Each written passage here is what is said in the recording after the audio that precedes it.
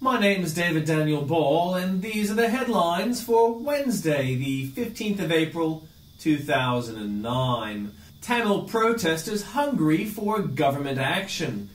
ATM bombings, bandits strike again. Hijacking spree, pirates hold 60 hostages. Push to stop bikies running companies. Press won't deny plot to knife Bishop. Nick Bolton pockets $4.5 million on Briz connections. ABC childcare centre's fate known today. Make cigarettes $20 a pack, asks quit. Dog cheats death by G-string. And in comments from Tim Blair, Plastic Obama. Barack Obama is accused of plastic turkey shenanigans in Iraq. But in this case, the accusations may turn out to be accurate. Let's wait and see. We are awaiting confirmation Obama pre-screened his surprise visit and gave out cameras, same make and model as those soldiers used, as seen in the picture. And more there for you at that link. Wuss levels maxed out. Victorian Governor David de Kretser worries about what citizens might buy with their stimulus money. Should it prop up rampant consumerism that takes no note of the reality that we live on a planet with finite resources, he asked? Or should it be spent on building sustainable lifestyle that emphasizes the values of a society that cares for this planet, that cares for and values its biodiversity, that creates a framework where citizens respect each other, where children and adolescents are nurtured, mentored and cared for, and in return who respect the older generation for their wisdom and contributions? He's a compassionate head tilter, of course. Worse than warming, like Australian TV from 1975? Check those dancers in the crowd. Channel Rees, apparently we had a state government television station since 2004. Who knew? White is the new black from Andrew Bolt. Meet the white face of a new black race, the political aborigine. Meet, say, acclaimed St Kilda artist Bindi Cole, who was raised by her English Jewish mother, yet calls herself Aboriginal, but white. Great victory won't stop pirates. Be worried, the West has sure gone soft when killing 3 Somali teenagers is hailed as a big victory. True, these teenagers were armed with pirates who held an American sailor hostage on his ship's lifeboat, but see the praise for new U.S. President Barack Obama when the 3 were shot by U.S. SEAL snipers. An early military victory for Obama, cried the Washington Post. Obama earns praise for Captain Phillips' rescue, the U.S. News and World Report gloated. An AP story quoted a military correspondent saying the president had now won the respect of European allies. But rather than prove the U.S. under Obama is still to be feared, the frantic praise suggests the West has grown dangerously timid. And great victory won't stop pirates. No sooner predicted than Somali pirates seized 2 more ships on Tuesday, brushing off their losses from deadly rescue operations and throwing down the gauntlet to U.S. President Barack Obama after he pledged to curb piracy. It brought to 4 the number of vessels taken since the U.S. Navy operation on Sunday. Costello's multiple choice. Peter Costello enjoys himself. He says, I've been feeling sorry for Belinda Neal. You will recall, is the Labour MP who let fly at a waiter when he asked her to move tables at Guana Joe's, a restaurant night spot on the New South Wales Central Coast. Don't you know who I am? She demanded. Soon all Australia knew who she was. Kevin Rudd stepped in, reprimanded her, and ordered her to undergo anger management counselling. I've never been to this sort of counselling, but I can imagine how it operates. A therapist gives you a tricky case and questions you on how to respond. The idea is to keep your anger under control. Here's a case study for Neil. You're flying on your private jet when the flight attendant brings you the wrong meal. Do you A, eat it anyway, B, point out you ordered something else and ask for an alternative, or C, shout at the flight attendant and reduce her to tears? Neil should think carefully about this question. At one level, the answer appears obvious, but there's a bit of a precedent for answer C. Some powerful people that she doesn't want to alienate have adopted approach C.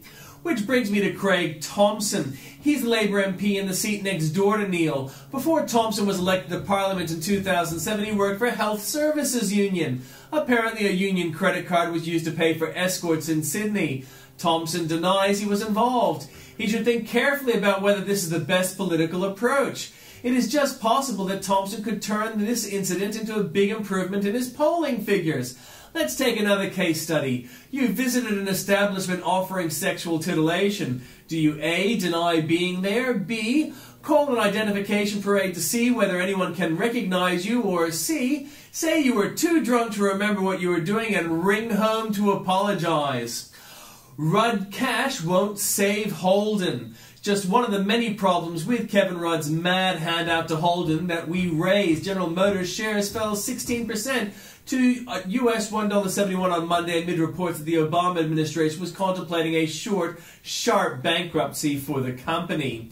They're not laughing now. I'm sorry I didn't watch this great clip of You've Got Talent singer Susan Boyle when the first dozen readers sent it in. It took my wife to finally make me open up one of the links to see the most wonderful Take That, and so there. Have you seen these shonks? Janet Albertson alerts authorities to a $43 billion scandal. A couple of unlicensed share spookers went on television imploring Australian mums and dads to invest in a company yet to be formed, with no business case, no feasibility study, and whose viability is extremely doubtful.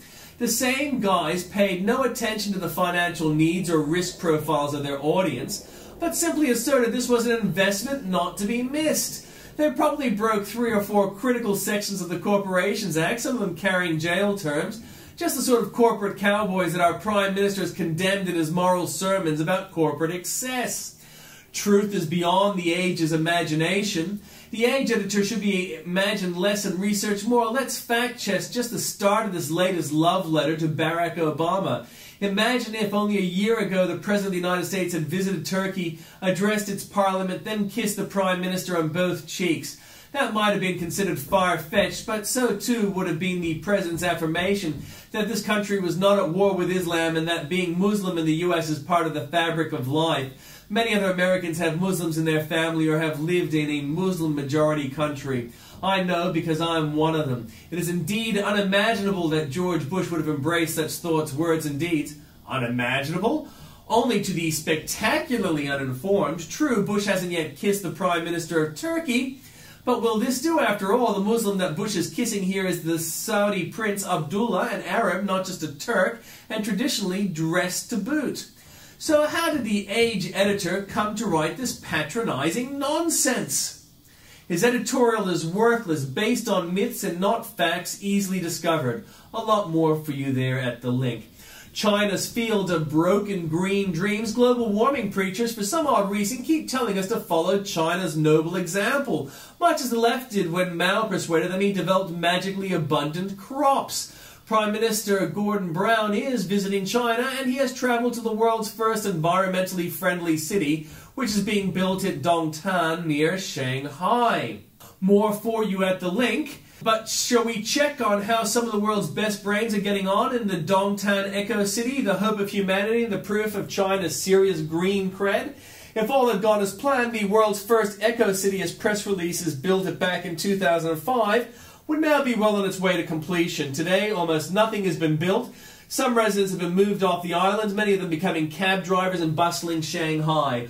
Although the project was widely publicized internationally, most locals knew little about it. The political leaders who championed the project were ousted in a corruption scandal, and their successors have allowed construction permits to lapse. Promise dogged. Barack Obama promised that the dog he'd get his daughters would be a mutt rescued from a pound. Does a Portuguese water dog from Senator Edward Kennedy count? Why Rudd's $43 billion broadband is a mad gamble. Yet more there. Stuff from Turnbull. Training the new Rudd Guard. First, Climate Change Minister Penny Wong offers children prizes to write an essay on what climate change means to me.